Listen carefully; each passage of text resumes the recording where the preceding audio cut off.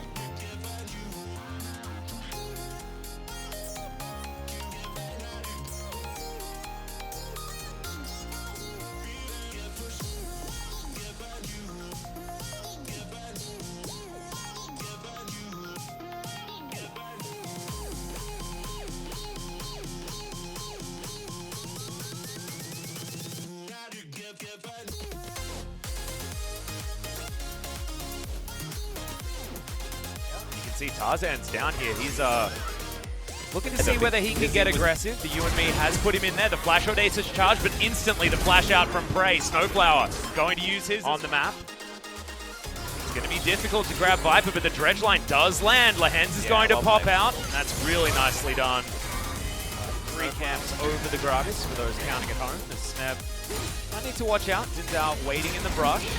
The heroic charge does come in here, then he's just dead. Steadcraft past presence goes down that they want. As Viper and Lehens are looking for this gang onto Yuumi. Sorry, onto the Sivir. Pray gets under the turret though, and the final chapter's in the wrong spot. Tarzan's going to join up. You&Me is there, and Pray is going to fall down under the turret. But the investment of 3, and it is traded for the rip.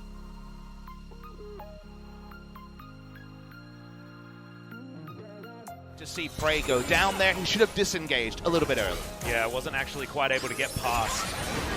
Re-engage. Lehens. Okay, Snowflower in trouble as Tarzan's going to get knocked up by the depth charge. Snowflower goes back in, has himself the stopwatch's score, is trying to lumber his way forward. The flash to get Snowflower out of trouble. True Shot Barrage finishes off the kill, and now the minion waves here, and Score has to get the hell out of dodge. Another great You&Me as there's the belly bob. Score goes golden as well to keep him alive, but the flash from Tarzan. Audacious charge gets in. Wind becomes lightning, and a double kill for Griffin. Griffin keep their wits about them. Defensive vision. They can't spot what the enemy's doing.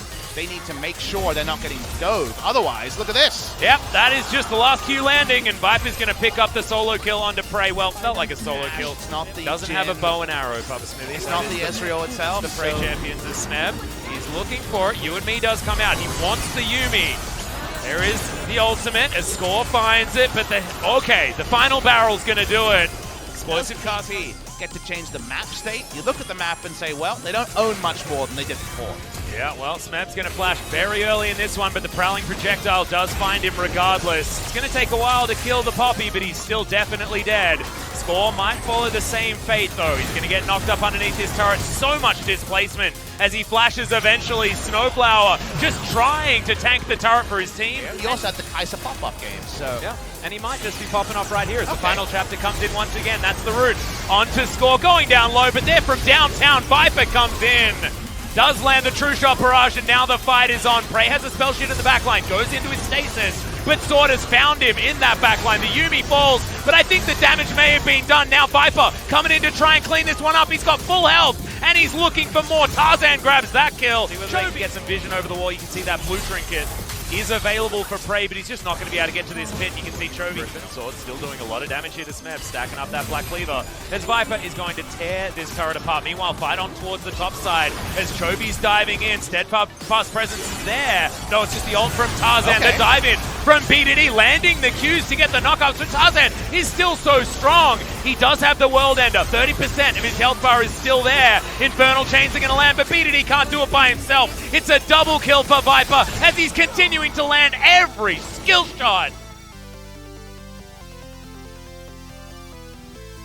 And he might be going to the rare 3 700 gold bounties because you watch this replay, KT lying in wait, they turn on one, they just know that he's completely out of position. It takes so long for everyone else to respond, it doesn't matter.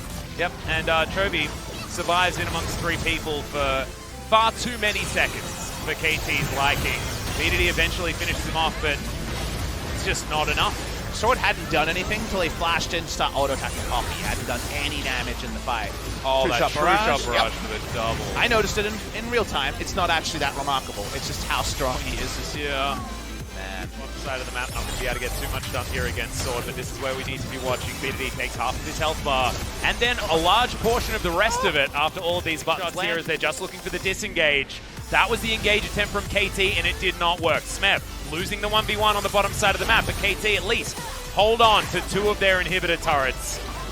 The Baron buff going to be available again in 45 seconds. Prowling projectile looking for more. BDD has a health bar again, but it's slowly getting chipped away. Being melee against this comp is so hard. True shot barrage over 3 as Tarzan dives in. Audacious charge picks up the kill as in goes the Akali into the backline, and the Ezreal's there for the cleanup. Gigantic, perfect execution into the backline.